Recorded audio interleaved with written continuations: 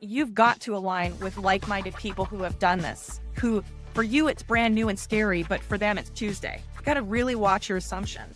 So that's the two things I would say is get yourself a mentor and really check your assumptions, because a lot of people don't even realize they're making these assumptions. Try not to be a master of all trades or a jack of all trades and try to do every single thing. That is just silly. Pick one, maybe two things, go really hard and really understand that really well, and hire everything else out.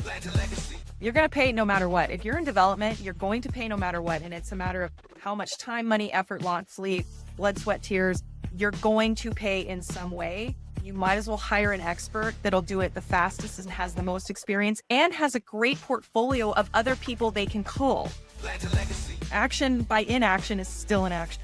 Educate yourself every day. Listen to a podcast, pick one, even mine. It doesn't matter, but pick one. There's lots of good ones, and learn the words, learn the phrases, become comfortable with being uncomfortable. Because if you are in development, you're in real estate, you're in business of any kind, awkward conversations are going to emerge.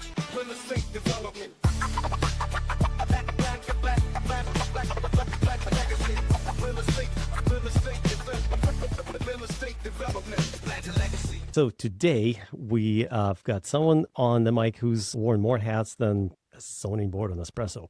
Honestly, Jennifer Salisbury, a Navy veteran, a cross-border real estate investor, an actual doctor of education, and get this, she's been working on a condo development in Maui. Jennifer, welcome to the show. Do you go by Dr. Jen? Jennifer, how do we call you? I'm only Dr. Jen in the podcast, so just Jen is fine, Eugene. That's great. All right, Nobody awesome. cares. Welcome. And so I got to ask you, and be honest, at any point during those 27 years, did you ever think to just burn the place down? Multiple times. I just said, could we please just forget this? Can we please just walk away, lick our wounds, tail tucked between our legs, and just call it good? Can we please do that? And my husband said, nope, we got to burn the boats. We got to do this. And okay, well, we did it. Yeah. But Nice. Learning how to do development without losing your temper, especially when you're exhausted, you're exasperated, and the person that you're talking to is the person who's causing the headache, but they're also the person that can fix it. I know you can relate. Multiple times, I truly had that feeling walking out of the city hall that I just want to burn that place down and punch some of these in the face. Like, I got so angry. But I mean, that is the reason. The reason it takes so long and the reason development is unpredictable is why I stopped caring about IRR metric. How internal rate of return. How do you treat it? How do you explain it to investors? What do you measure when you figure out your projections? Well, here's what's funny is when we were talking about development and just moving through the development, especially when we had already pulled building permit and we were actually in the build, stopped measuring. We would do progress complete, and we ended up building 8 fourplexes in South Maui. And we completed everything and got occupancy about a month before Lahaina burned. So we were completely done by the time that happened. But so what I would measure is, have we got a stop work? Has anybody stopped us from doing this? Like insurance, permits, neighbors, lawsuit, insurance claims, any of that. And so are we still able to keep going? Is the answer yes. Do we still have employees showing up every day? Primarily our I will say our skilled laborers and our really incredible gifted folks. Are they showing up? Are they on time? Are they sober? That's always another issue too, right? Of course. Yep. And then the biggest thing is that in a day, you feel like you get nothing done. But in a week, you look back and you go, oh my gosh, look what I did. In a month, you go back, or I would do the next draw request for the mortgage loan. And I would look back and go, oh my goodness, we're almost ready to do this on this building or to do this on this building. And that it was more practical than a calculation when I would track things. Did you have investors on that deal, or was it all funded internally? So no, we did not syndicate that one. We had partners, but we didn't syndicate it. But Michael was the general contractor. I was the construction manager, and it was a true mom and pop. Like we were there every day for 3 years, and we lived 45 minutes away, which was a blessing and a curse because we could swing by Lowe's and Home Depot and all of the supply parts stores that we needed on our way and then our way back. So no, we didn't syndicate it. We still had all the inspectors, all of the subcontractors, all the partners. And so every Friday I sent out an email. It was a 3-week look ahead. an email because we didn't have a Zoom meeting or anything. 'Cause remember, we started this build in the middle of COVID because Right. construction was an essential service. And so we couldn't have meetings like in-person meetings. We had to have, just updates. And so I started this email chain of it ended up being like 60 or 70 people every Friday would get this huge long email from me. And basically what it was is here's where we are in building 1, here's where we are in building 2, here's where we are in the pool, here's where we are on paving, landscaping, and just went through the whole thing and go, this is the next step. And so, the HVAC guy could go, oh, okay, I need to plan to do building 6 next week and, charge building 7 and things like that. And so he could plan out more based on actual events and weather, right? It is Maui. And so, I mean, just 2 days ago, we had a tsunami warning. That's Right. that's the reality is because we're in the middle of the Pacific Ocean. And so we would get windstorms, we would get deluge rains, we would have to completely stop. And there were a couple times where we had to send everybody home because it just wasn't safe to keep people here. Yeah. So measurements, practicality. I thought Maui was paradise. Nothing ever happens there. Yeah, it is paradise if you're on vacation. And that's the way it's been designed. When you are there, you're not on vacation, you're working, prices are high. A gallon of milk is $12, $13 a gallon. Trying to go out to eat. I mean, and the service industry is struggling because remember, with Lahaina burning down, all of the messaging was don't go to Maui, Maui's closed.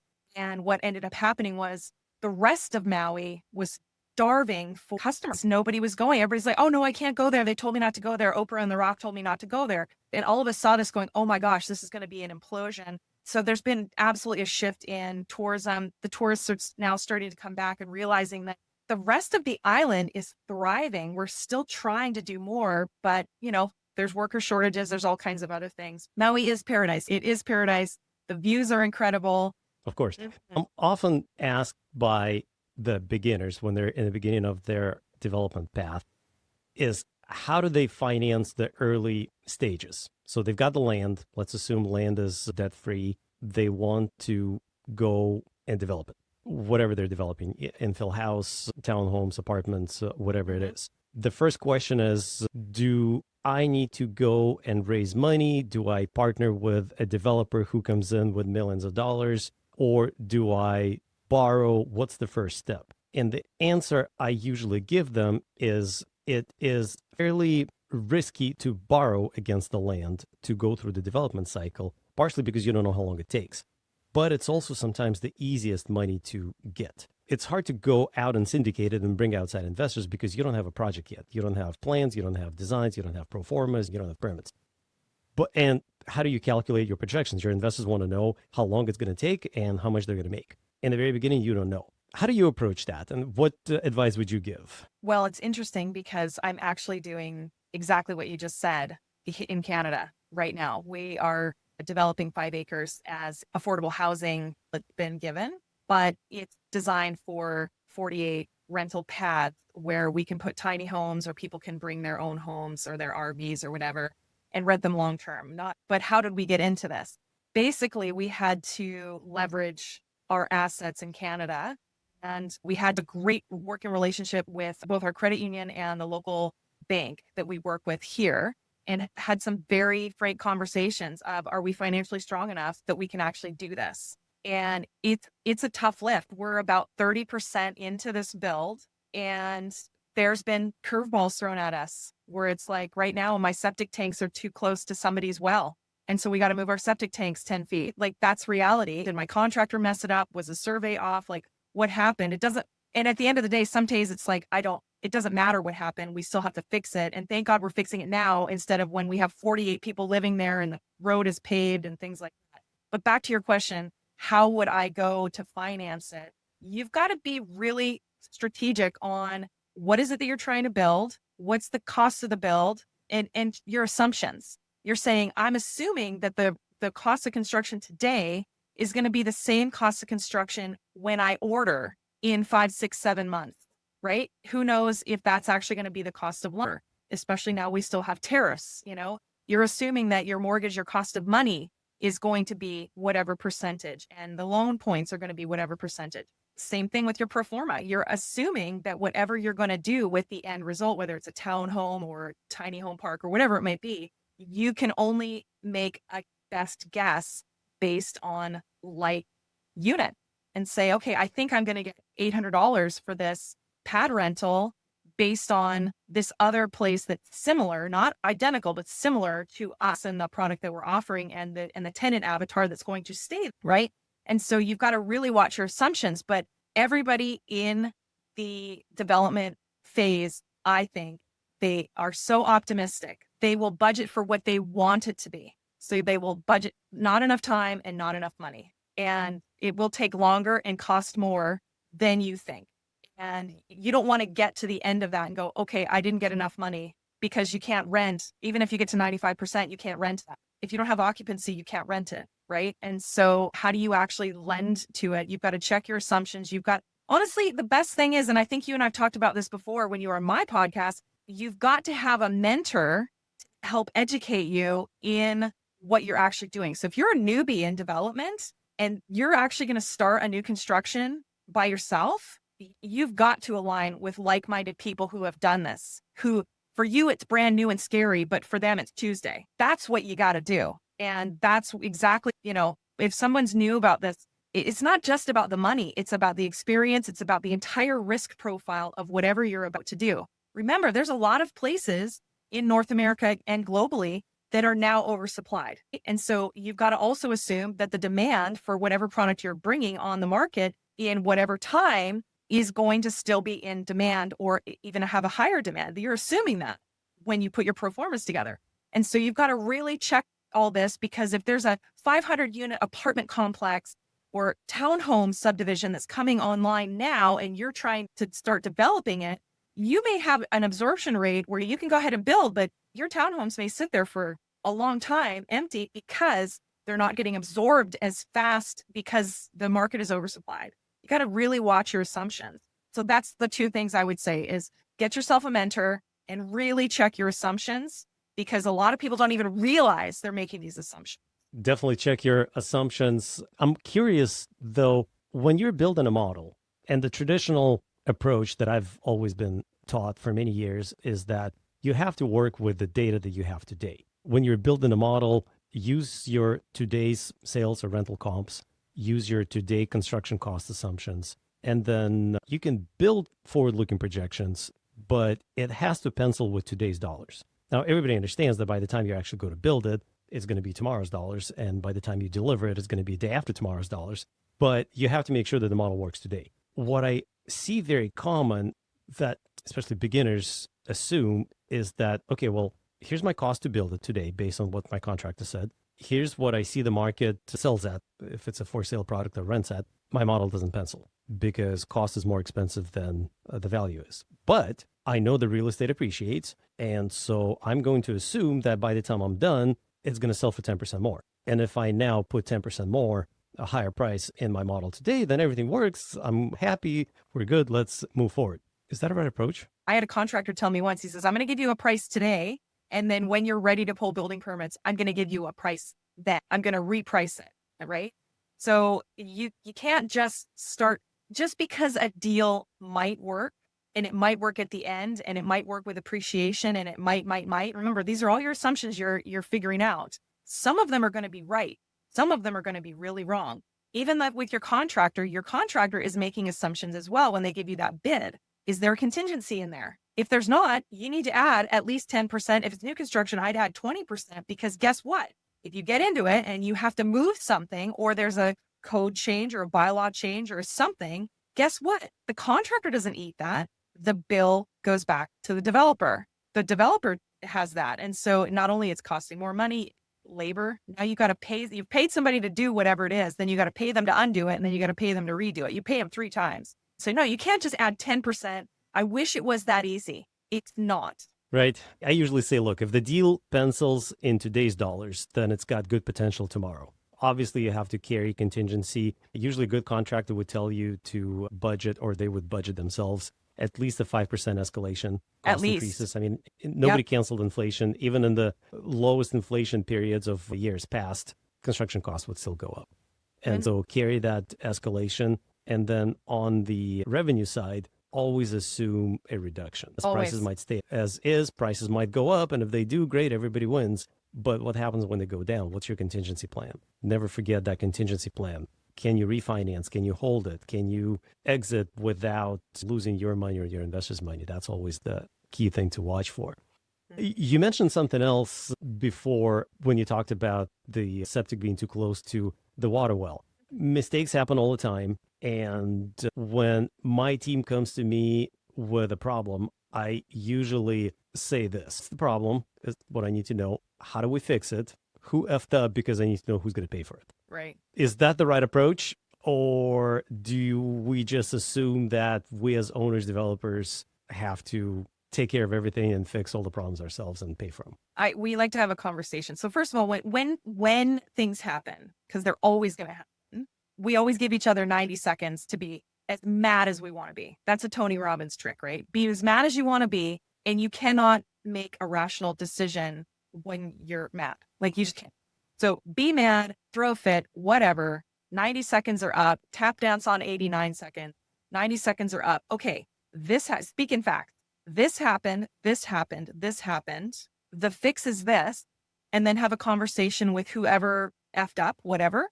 Have a conversation and just say, what's your plan to fix this? And let's work something out. Contractors and subcontractors carry an enormous amount of insurance because of this kind of stuff. I don't necessarily want to see people make an insurance claim, but contractors build buffers into it. Why? We're contractors too. Like, we do the same thing going, we know that at some point somebody's going to mess something up and we're going to pay them to do it, pay them to undo it, and then pay them to redo it. And we're not sending the owner the bill. There is flush fund in there. And so I always ask whoever it was that messed up and say, what do you propose we do about this? How do we make this right? What do you propose? And let them come up with a solution, because chances are they've already been stewing about it and panicking about it, right? They're, maybe even expected to get yelled at, which doesn't help, quite frankly. Losing your temper does not help. And so if they come up and say, we can do this and we can do this, but I can't do the materials. If you can get the materials, I'll do the labor, something. Or, they say, I'm going to make an insurance claim and we're going to do this and this and this. But again, zoom out from whatever solution they're saying. How does that affect your critical path? How does that affect the end line? Because if you have to now reorder materials, and let's say those materials are 2 weeks out, if that's going to delay everything, but maybe that's the only option, right? It's not just who effed up. It's not just the solution. We have to move the septic tanks. Well, guess what? My big excavator, the one that moves the septic tanks, has now blown a head gasket. So now I'm in a panic trying to get parts to fix the excavator, or rent another excavator and bring it in, because I cannot delay. We've got consultants coming in. We've got inspectors coming in. We cannot wait. And so this is where the resourcefulness of being an entrepreneur comes in. You've got to figure out how to do this. If you throw enough love, money, and resourcefulness at any problem, you can fix it. And so it's not just about being mad or placing blame. You still have to fix it and move on. So in this particular example, how did you figure out who's going to end up with it? So that's a good question. What I had done was I had crafted an email to the engineer originally, thinking that the engineer placed the tank right in this. Long story short, there was a bit of survey creep. And so our guy's placing the tanks going, oh, I'm just going to move it a few feet because the driveway curves here. Oh, I'm just going to use it a few more feet because this tree needs to come down. And so ended up that it was our guy that did it. So now I'm the one paying this bill. So I got to be careful though. You don't want to burn bridges, right?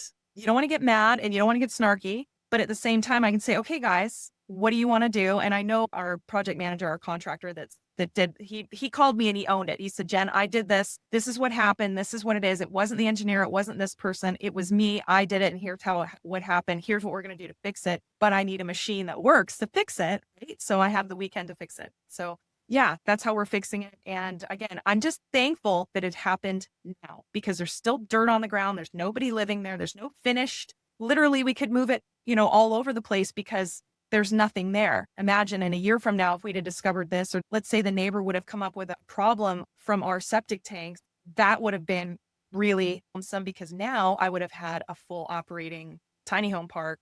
That would have been way more painful. So in the grand scheme of things, we always try to fight the fires when they're really small.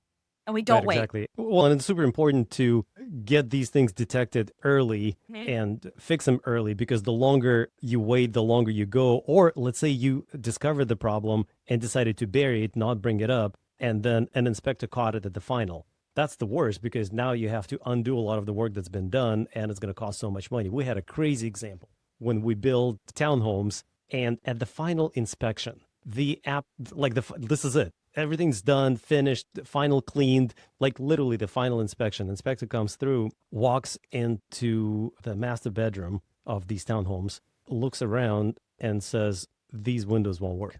We're like, what do you mean? He goes, that window is too high to be an egress window. We're like, no, that's impossible. Yeah, it needs to be, I forget, I think it couldn't be taller than 4 feet off the ground, and it was just over that. There were like little square windows up top. And we're like, no. This is the final inspection. You've inspected that at framing. You've inspected that in the city. You've reviewed the plans before we got the permit. The window supplier inspected all of the windows because they typically check on egress regulations. We're like, we can't fix it. This is the final. And he's like, sorry, code's code. Yeah. He's like, yeah, I might have missed it, but this is the final inspection. I got to make sure this building is safe and this is life and safety. So fix it. Get to it. Expensive. When an inspector gives you a hit list, when you fail an inspection or you partially pass an inspection, it hurts. Be mad for 90 seconds.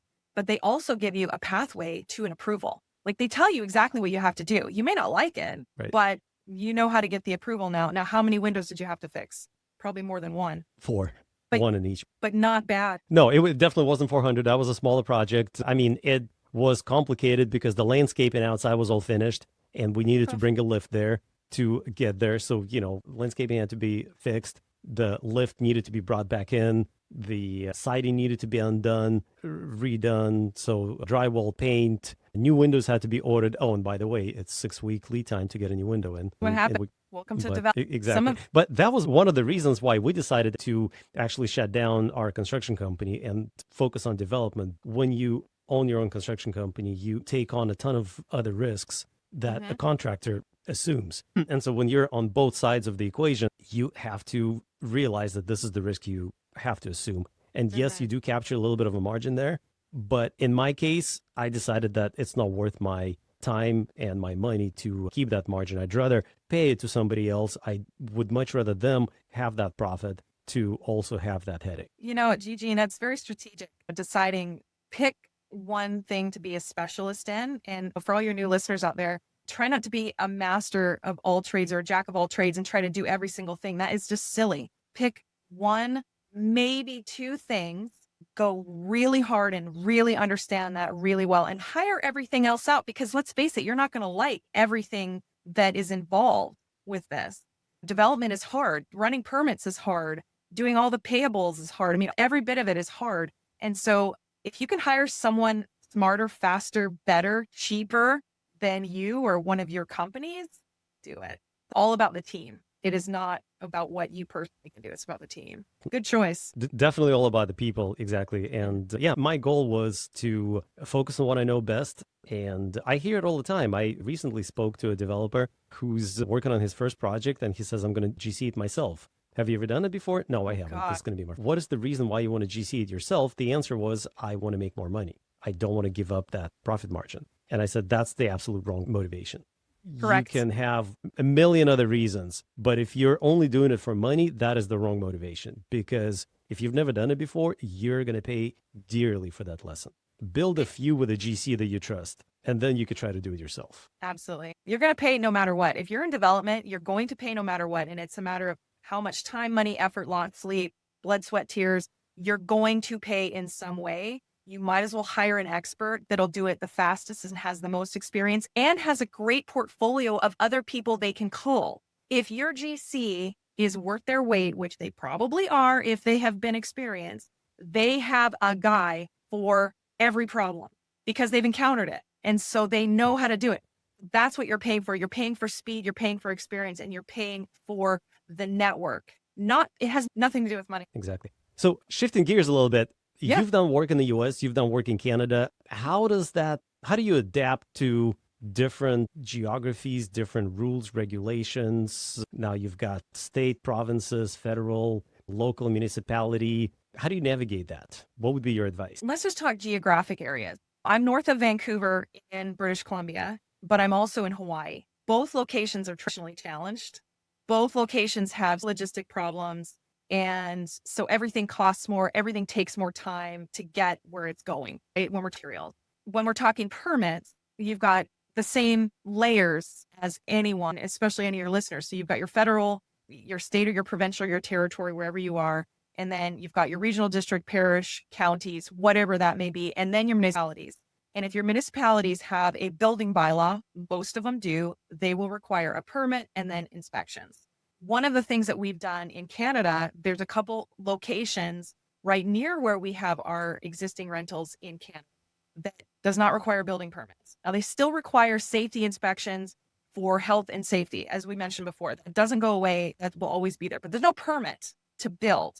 So this is where we understand what are the pain points. How can we do a different things that we want to do? How can we do new construction?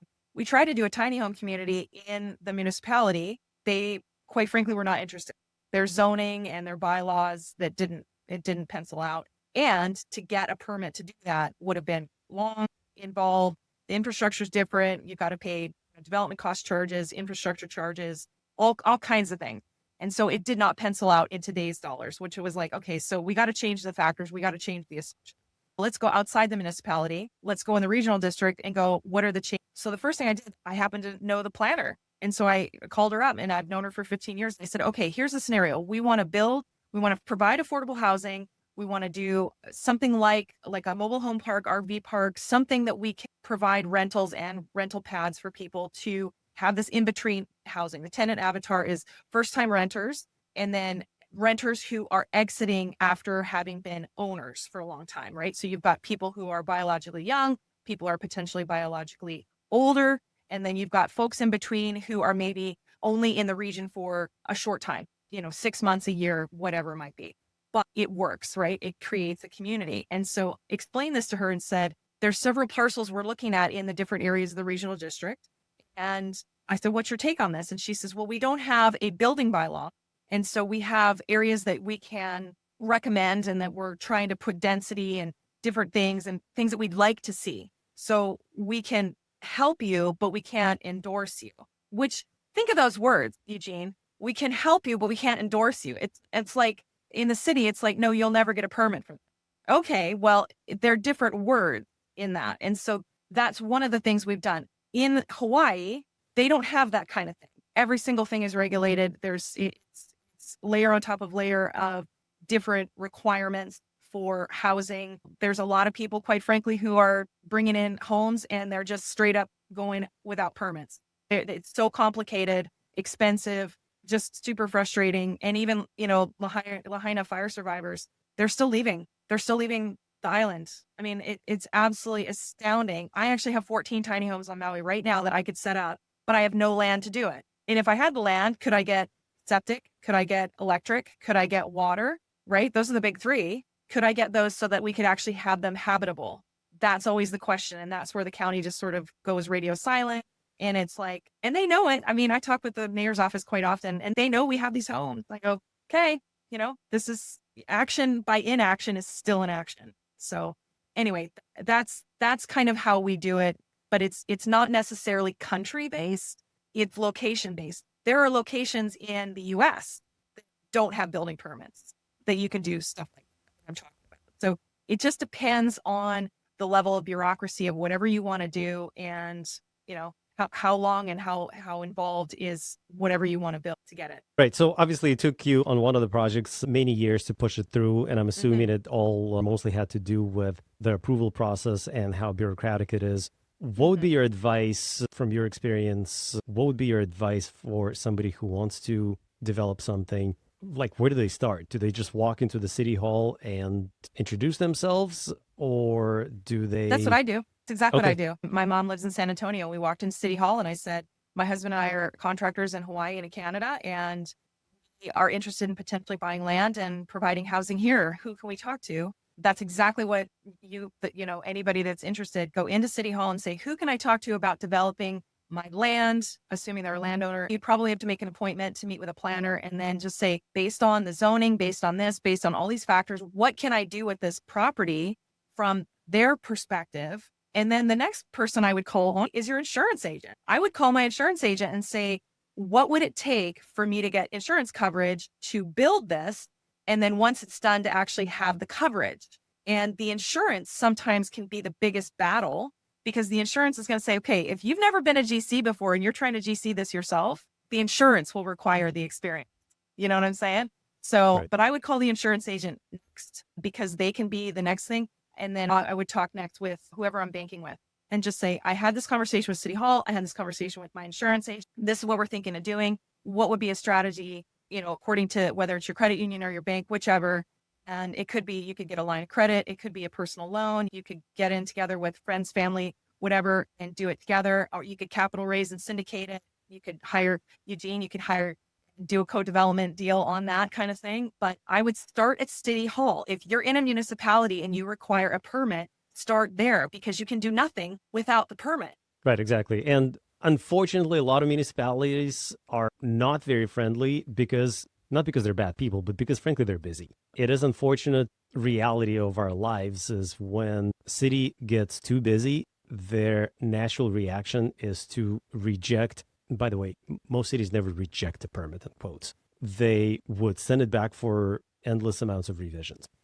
And it's never a giant stamp like you see in the movies or memes with a big reject sign that or denied. That never happens. It's just an endless loop of, well, we can't approve that because you need to do this, this, and that. But unfortunate reality is that when they're too busy and when they've got too many things going on, too many projects, and they're understaffed, their natural reaction is if your application is not 100% to their standards, whatever the standards are, codes and Bylaws. ordinances and whatever else, bylaws, exactly, then they would bounce it back for a revision. That's where the problem lies. And that's where the conversation is super helpful. Rather than writing letters, rather than hiring a lawyer, rather than trying to fight, always try to have a meeting and discuss it. You know what? Many municipalities have the review staff have counter hours, which means they are on rotation where they work at the counter. What we've done in the past when a reviewer does not return our phone calls or emails, we would look up their calendar, their counter calendar, and we would walk in when they are working the counter. And They can't escape you. They can't escape. And you have to come up to them and have a conversation.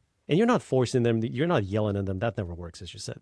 But you're moving the conversation forward. Eugene, there's one other thing I want to give some advice to your listeners, especially if they're new at this. When you're trying to figure out if your deal pencils out in today's dollars, do not expect it to be for free, right? You're going to have to get some input from either an architect, maybe an engineer, maybe a contractor or whatever. And if you're needing some help, let's say you're doing this and you have no money, be careful because if you have no money now, you're already bootstrapping time and you're trying to be resourceful. And I get it. Problem is that sometimes the answer is hiring an architect for a consult for $500 and getting their expertise. Remember, you're getting their brain, their knowledge out and saying, look, does this make sense? If their answer is no, they just saved you a whole heap of trouble. But if they say no, if you do it this way, or maybe don't build townhomes, maybe build a fourplex or do this or do that, they've got great ideas. But again, the Greek to dollars ratio for them also has to work. So don't start thinking that the whole thing is going to be for free. That's not reality. Yeah, I like saying that if you want free advice, the value of that advice is exactly what you paid for it. So true. Excellent. But all right, let's wrap up. We've been talking for almost 40 minutes now. In closing, wanted to ask you a couple more questions. For someone just starting with, say, a duplex or small infill, what mindset or habit would you gift them? Educate yourself every day. Listen to a podcast, pick one, even mine. It doesn't matter, but pick one. There's lots of good ones and learn the words, learn the phrases, become comfortable with being uncomfortable. Because if you are in development, you're in real estate, you're in business of any kind, awkward conversations are going to emerge. So the more that you educate yourself, even for 10 or 15 minutes a day, it's amazing how much you can cram into a lesson if you can dedicate yourself for just a little bit every day. It adds up. So educate yourself. That's the number one thing I would say. How would you define success? What would a success mean to you? I think that depends on what that. So success for me is defined very differently. Admittedly, I'm sitting on my boat anchored in Desolation Sound, north of Vancouver. And we did this by design, right? And so that is my definition of success where I'm working in the morning. We're working on several deals right now. And we've got another Zoom call here in 10 minutes with my contractor for another deal we're working on in the Midwest. But that's my definition of success. Waking up, I did not wake up to an alarm clock. I am having great conversation, great coffee, great podcasts with folks like you. And I'm still working and we'll be done by 1 or 2 o'clock in the afternoon and then we'll go play, right? And then we'll go play. And that's my, but by design, we have gone through, and by reading books like Think and Grow Rich, there's many others, we have figured out what really lights us up. And it's freedom of time, it's freedom of health, and it is really spending time with family, making memories. Money is a tool in that, I won't lie, but making memories, because the time aspect is what everybody thinks they have lots of, and you have no idea that the currency of time, you spend it without ever knowing what you have left. And so how do you define success? Individually. Yeah, you have to figure out what success means to you, the listener, and it could mean many different things. Financial success is just only part of the equation. It's only one of the variables that you have to factor. If it means a miserable life while achieving it, then maybe that's not the right path. Jennifer, thank you very much. If somebody wants to get a hold of you, where can they find you, and what could they learn from you, or how they could contribute to your success? Absolutely. Well, I appreciate it. So my podcast is called My Life as a Landlord. Website is mylifeasalandlord.com. I'm My Life as a Landlord on all podcast platforms. YouTube channel is at My Life as a Landlord. We are doing all kinds of real estate deals and starting a new YouTube channel about how we're working on our boat. If they want to contact me, you can do it through any social media channel or go to the website and send a note. Love interacting with folks. Yes. Excellent. Yeah, we'll have all this contact in the show notes. Thank you very much. Thanks for your time, and thanks for your useful advice. This has been great.